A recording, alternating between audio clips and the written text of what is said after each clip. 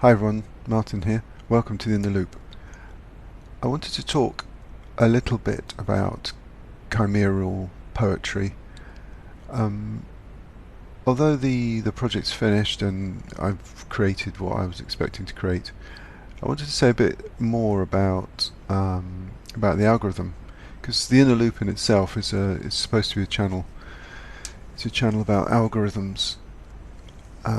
And I wanted to talk against the algorithm that I used so that maybe somebody else can have a go at this. So here with chimeral poetry, I wanted to take words from one poem and join them together with words from another. The last video, I guess I wanted to leave as a piece of art. I didn't explain it, I just left it. It's really a fulfillment of what I'd said in the video before. But having reflected on this and thought about it, I realised that the Inner Loop is a place where I'd like to discuss algorithms. So I've been kind of quite torn as to whether to explain the piece of art that I tried to create or to leave it alone. I finally decided that actually, since this is a place for algorithms, I really should explain what's going on, and perhaps then you can revisit that previous video with fresh eyes and maybe see what the algorithms are and what they're doing. So I just want to recap in terms of what it is that I did. I basically wrote two pieces of code, one called split and one called join. So let me talk about split and what that did. It's going to really recap from the video before, but I just want to draw a picture of it. So split takes the waveform, well, the envelope of a waveform of somebody speaking,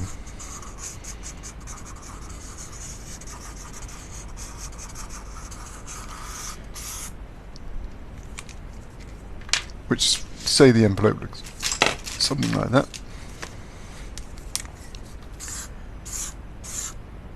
Splits it up into words. Each of these words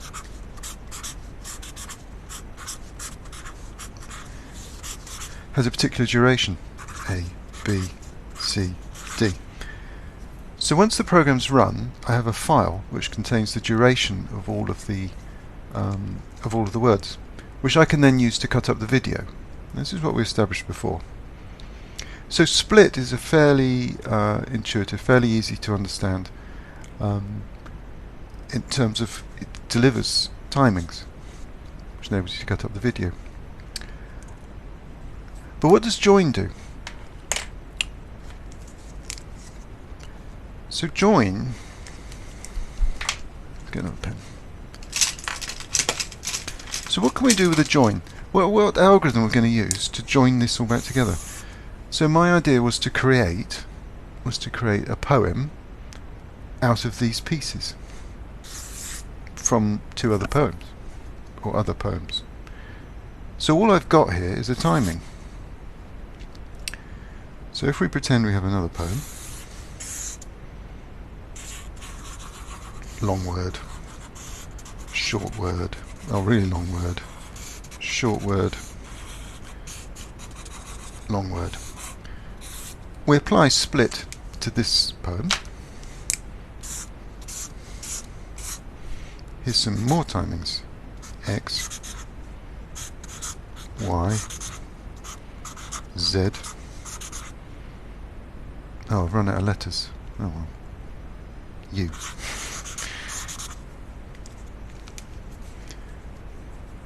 So if I was going to do this with paper, cut up words and join them together, that word there, A, I would look for the smallest word here, Z, and replace A with Z.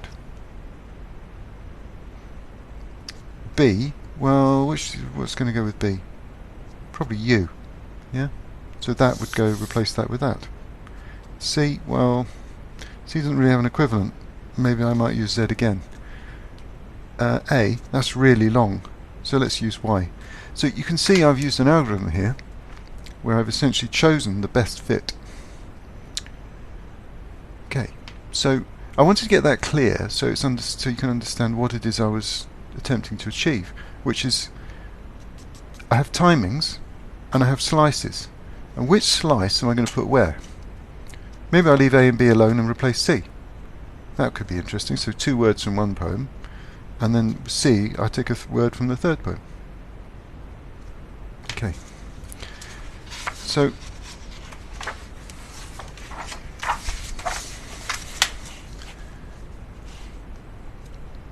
there are actually, if you watch the video, there's 4 poems.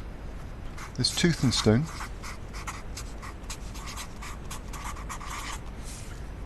Bass Features,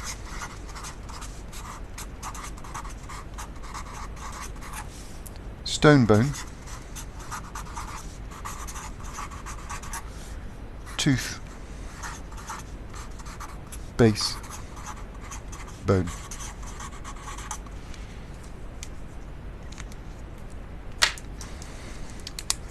Tooth and Stone and Stonebone feature the 2 actual poems, the 2 poems, one written by me and one written by Patrick. The algorithm for these is the same. Bass Features, it's a bit of a pun.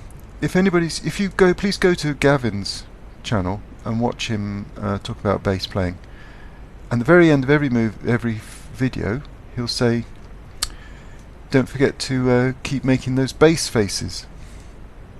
Yeah, faces, features. So, but also in this one, it's actually the bass playing that features most highly. So it's a bit of a pun there. So maybe you didn't. Maybe you picked that up. Maybe you didn't. But yeah, watch Gavin. Keep making the bass faces. Tooth, Bass, Bone. This has a different algorithm as well, and I'll talk about that one too. So there's actually 3 join algorithms here that I used.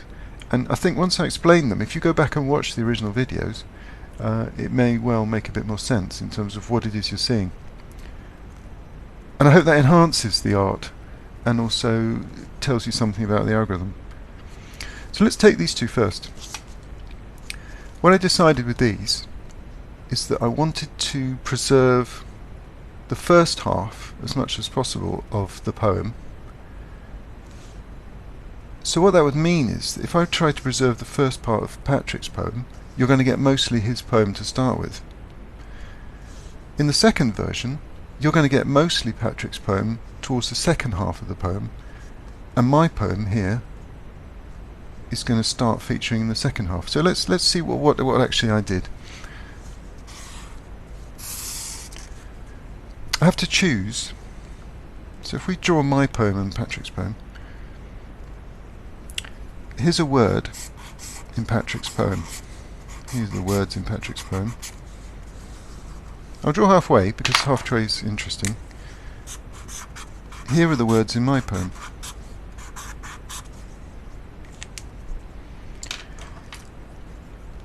What I did is I used a random function. It said, examine this word. If this word, if random says yes, then replace it. If random says no, then leave it. But I wanted to add some bias as well. So there's actually a linear bias to the randomness. So as the poem begins, the random function is more going to choose Patrick's poem. If it did perhaps say I want to replace this word, it then uses the join algorithm that I talked about before, which is to say, okay, this is X long. Which of Martin's words fit that space? So if you actually watch the Tooth and Stone, you'll notice that every now and then Patrick's words, his poem flows properly. But every now and then one of his words will be replaced by one of mine. But the one of mine that it chooses, the algorithm is choosing, is one that fits the space. It has approximately the same duration. When we get to the middle point, the bias on the random is now becoming very strong. So towards the end of Patrick's poem, you're going to notice that a lot of his words are replaced with mine. Now, at this crossover point, I'm going to start examining the words from my poem, but we're halfway through. So now we're going to start halfway through, so my poem would be running here. Let's see, that way. Patrick's this way. So from now on, we start selecting my poem. So what you'll see is my words here, towards the end here, are starting to become more frequent, but they don't make sense. They're not in the right order because the words that have been chosen are the words that actually fit in the space of Patrick's poem. At the halfway point, my poem starts. But again, the bias now is not towards my words. The bias is actually strongly towards using Patrick's words. So what you start seeing now is you start seeing Patrick talking, but again it doesn't make any sense because it's Patrick's, the bias is towards, the random is towards Patrick's words with my poem. But now as we come out towards the end, the bias now is towards my words. So towards the end of Tooth and Stone, you'll actually start hearing my poem and the words will start to be in the right order. What I thought then was, this is for Tooth and Stone. What I thought then was, well, that's not fair. We've heard the beginning of Patrick's poem, the end of mine. So why don't I do it again? Exactly the same algorithm. But what we'll do is just swap these two over. So, same thing. We're going to start with my poem this time. And we're going to finish with Patrick's.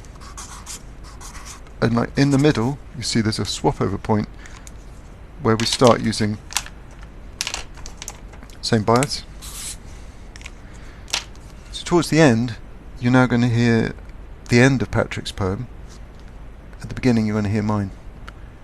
So if you listen to Tooth and Stone Bone, you're actually going to hear both poems. Unfortunately, mine's going to be out of order unless you listen to them the other way round. So one algorithm, one join algorithm, that essentially there's a random bias and a flip point halfway. I hope that makes sense. I hope that kind of brings, if you watch it, hopefully you'll see that basically this poem breaks down, this one starts to come back together. This one breaks down, this one comes back together. Okay. Bass features. Okay, apart from the pun, I also wanted to feature Gavin's bass playing. Gavin put together this this music for us, this melody for us. I chopped it up into notes, and you see that. But I also wanted to play it as a whole. But the way that I decided to play it with this algorithm, let's number these. That'll be quite good. That's an algorithm 1. Algorithm 2, bass features. Gavin's playing. I've cut Gavin's bass playing. Being handed a bass track rather than a poem was a bit of a surprise, but Gavin did actually make words for me. He did actually play like one beat to the bar of minims, the round ones. So they're quite long, they're quite easy to cut up, and my algorithm split them perfectly fine. So, although Gavin's bass playing was actually, his offering was 1 minute long, was 2 minutes long, mine and Patrick's was about 50 seconds. So Gavin's notes are actually twice as long as our words, approximately. What I decided to do with Gavin was keep his melody, but for every part of his melody, this is a timing, because he's twice as long as us, what I then did was said, okay, I've got a time, A, and I've got our words, me and Patrick. Why don't I find combination of me and Patrick? So for every note of Gavin's, I want to find something of mine and Patrick's that adds up to the same. So that's what I did. But I also used a list here, so as I used up our words, the algorithm got more and more difficult because it just couldn't find words that fitted. So algorithm 2, play a note, try to find 2 words that are the same length. So you should see, if you watch bass features, because I want to feature Gavin's playing, you should see hear a note, and then the duration of the two words should match the duration of the note. Don't know. Have a watch. Tell me if you get it. Number 3, tooth base bone. With tooth base bone, I wanted to feature Patrick's poem. It's a very, very personal poem and very, very highly significant in terms of how dementia affects people.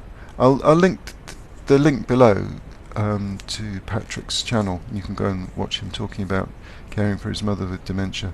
I didn't want to leave this poem chopped up as I'd done with Tooth and Stone.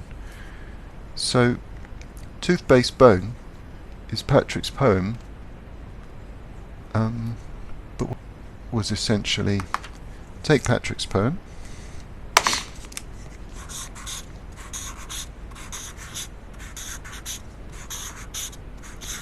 like this, and then for every word of Patrick's I just slipped in a note of Gavin's.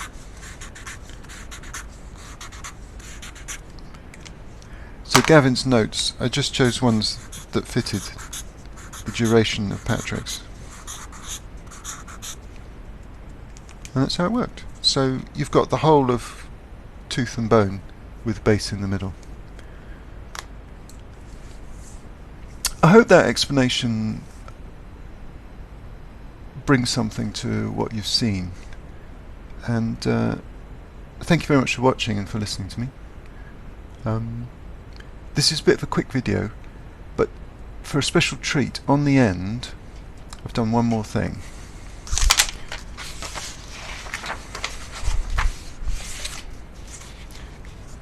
It's not perfect, but I figured I'd put it on the end, which is, if you think about Gavin's melody, his melody consists of a number of notes. And when you read sheet music, I think I might even put the sheet music on this video if I get a chance. You play the sheet music 1, 2, 3, 4, 5, 6, 7. What I've done though is I've managed to split the music up into individual notes or individual chunks.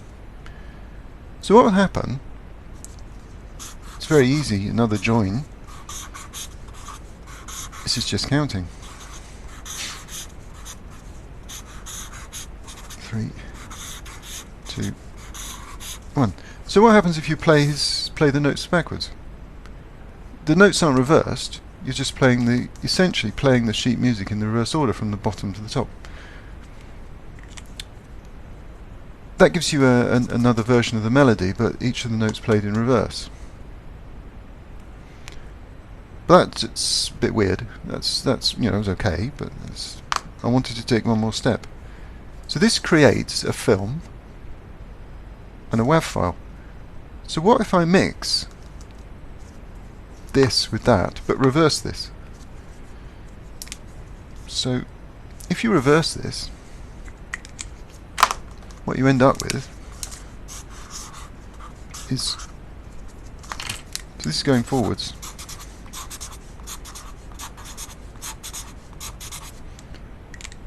If I reverse this track, you end up with